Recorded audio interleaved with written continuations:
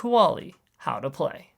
The object of the game is to be the first player to get a 4 in a row horizontally, vertically, or diagonally. Lay out the board and stack 2 tan colored pebbles in each corner. Give each player 8 pebbles of one color. Pick a player to go first, then turns alternate. On your turn, you must place one of your pebbles on an existing pebble on the board. You may not place your pebble on an empty space. Now, pick up the entire stack of pebbles and place the bottom pebble on any orthogonally adjacent space.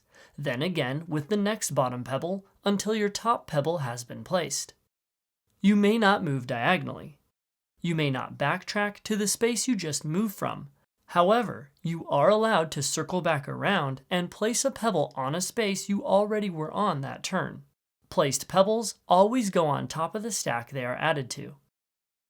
After you place a pebble and move, then your turn ends and your opponent goes. Continue playing until one player has a 4 in a row horizontally, vertically, or diagonally. Then that player wins. A stack of 4 pebbles of the same color on top of each other does not count as a 4 in a row.